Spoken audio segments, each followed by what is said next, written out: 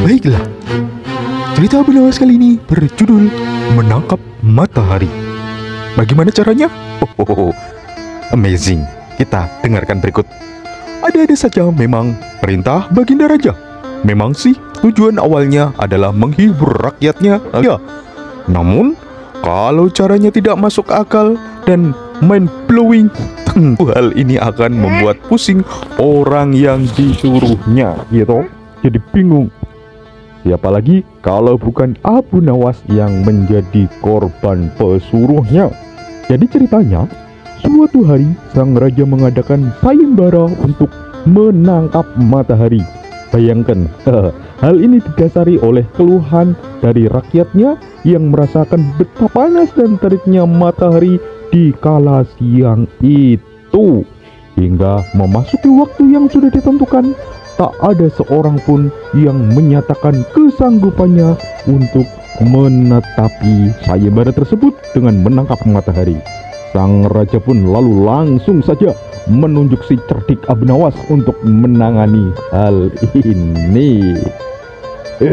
Rakyat, cepat panggil Abu Nawas ke sini. Ada tugas penting yang harus dia lakukan. Prajurit, segera. Perintah Baginda Raja kepada beberapa pengawal kerajaan. Dan singkat cerita, datanglah Abu Nawas menghadap Baginda Raja. Ting ting ting ting dong. Ada apa gerangan Paduka memanggil hamba? Tumben saja, tanya Abu Nawas. Oh, begini Abu Nawas. Jadi beberapa hari ini, kamu tahu kan, saya mendapatkan banyak pengaduan dari masyarakat bahwasanya hari-hari yang dilaluinya terasa sangat panas dan sangat herdang, sumuk. Barangkali Paduka bisa membantu. Terus bagaimana maksud Paduka? Ini mereka mengeluh tentang panasnya matahari tersebut. Jadi karena saking panasnya melebihi dari hari-hari biasa, membuat mereka tidak kuat, membuat mereka gundah gulana. Tutur Baginda Raja. Lalu menurut Baginda, apa solusinya selanjutnya, Baginda? Tanya Abu Nawas. Oh, begini Abu Nawas. Saya punya solusi bagaimana kalau matahari kita tangkap saja dan biar orang-orang gak kemanasan. Saya kira kamu mampu melaksanakannya, Abu Nawas. Gimana? Mendengar perintah Baginda Raja, Abu Nawas langsung tertunduk lemas dan bingung. Apa tidak ada cara lain, Paduka? Misalnya mereka diliburkan dulu bekerja di ladang agar nggak keluar rumah, terus atau apa gitulah. Abu Nawas mencoba mengusulkan solusi lain. Oh tidak Abu Nawas, kalau mereka libur berladang, lalu mereka mau makan apa nantinya? Bayangkan, jadi jalan satu-satunya matahari harus segera ditangkap, balas Baginda Raja. Abu Nawas hanya terdiam dalam hati. Ia tidak berkata, dan tidak mungkin matahari bisa ditangkap. Itu pekerjaan yang sangat mustahil untuk dilakukan. Namun karena ini adalah titah Baginda Raja, mau tidak mau Abu Nawas harus menerimanya dan melaksanakan tugas dengan sebaik-baiknya. Baiklah, Abu Nawas sekarang kamu pulang dulu saja. Kamu harus kembali ke sini saat sudah siap untuk menangkap matahari. Ingat itu, kalau kamu tidak bisa melakukannya, kamu akan menerima hukuman dariku. Dengarkan itu Abu Nawas. Titah Baginda Raja sedikit mengancam. Setibanya di rumah, Abu Nawas terus memikirkan bagaimana caranya supaya ia bisa lepas dari hukuman dan dari sang raja. Ia terus memutar-mutar otaknya hingga tengah malam tak bisa tidur, pusing memikirkan solusinya. Lebih baik aku sholat isya dulu kali ya. Nanti aku akan memikirkan kembali sambil berpikir biar mendapatkan ilham. Sholat dulu lah. Ia pun lalu menuju tempat sholat. Saat menghendak mengambil air wudhu, bayangan dirinya ada di dalam air tersebut. Disitulah akhirnya Abu Nawas mendapatkan sebuah ide yang cemerlang. Lalu akhirnya aku menemukan jalan keluar juga. Ore, ucap Abu Nawas kegirangan dan merasa lega. Esok paginya dengan wajah yang ceria, Abu Nawas segera pergi ke istana menghadap Baginda Raja. Hei Abu Nawas, apakah kamu sudah siap untuk menangkap matahari? Tanya Baginda Raja. Saya sudah siap Paduka, insya Allah. Tapi gini Paduka, saya minta disediakan peralatan untuk menangkapnya Paduka. Soalnya kan ya nggak gampang nangkap matahari toh. Tolong disiapkan ya.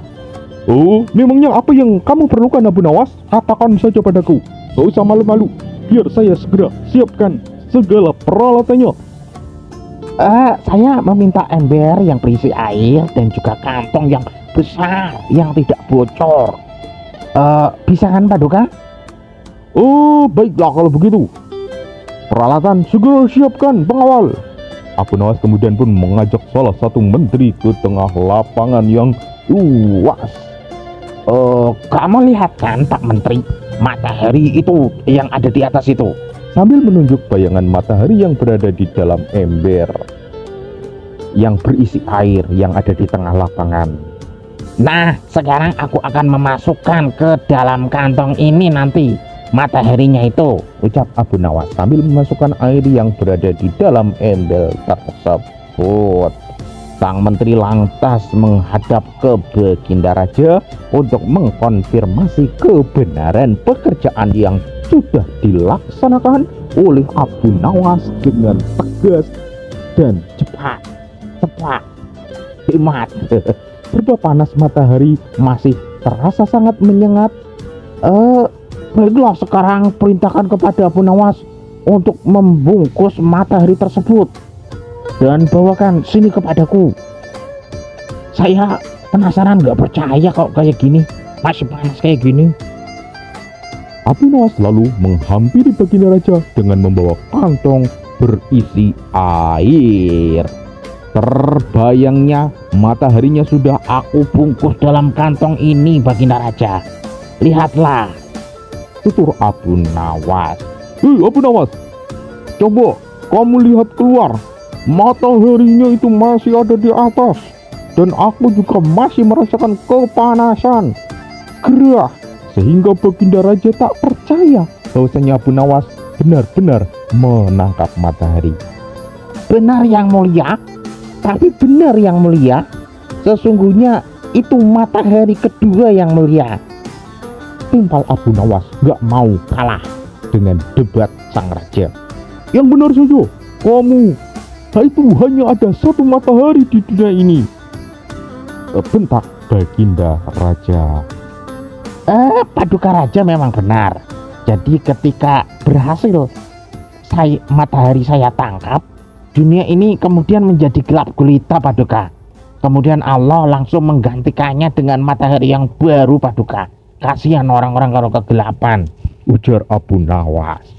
Baginda Raja pun kemudian menyadari dan memeriksa apakah isi kantong besar tersebut berisi matahari atau bukan. Ia pun membuka kantong tersebut. Ternyata isinya hanya air doang. Mana mataharinya Abu Nawas? Awas kamu jangan sampai mengerjai dan membohongiku ya, hardik Baginda Raja dengan kerasnya. Paduka membukanya karena matahari paling tidak suka dengan ruangan tertutup Paduka. Jadi jangan dibuka di ruangan tertutup, pasti dia tidak mau menampakkan dirinya. Bukalah di ruangan terbuka yang lebar, yang luas. Maksudnya bagaimana Abu Nawas? Tanya Baginda Raja. Jadi Paduka begini, matahari hanya mau menampakkan dirinya kalau ia melihat ada saudaranya di atas, ujar Abu Nawas. Lalu Abu Nawas pun mengajak Baginda Raja ke tengah lapangan dengan membawa kantongnya yang berisi air tersebut. Nih, saya buka kantongnya Paduka ya. Tuh kan ada mataharinya tuh kan, lihat. Abu Nawas sambil menunjukkan kepada Baginda Raja tentang bayangan matahari di dalamnya. Baginda Raja hanya bisa menggeleng-gelengkan kepala dengan kecerdikan dan kecerdasan Abu Nawas. Akhirnya pun sang raja memberikan hadiah kepada Abu Nawas, dan sontak seluruh masyarakat tertawa, terhibur, terpingkal-pingkal mendengar cerita yang terjadi pada Abu Nawas. Oke, dari cerita tersebut kita bisa mengambil berbagai hikmah yang bisa kita petik, pelajari dalam kehidupan sehari-hari. Apa Pak Haji?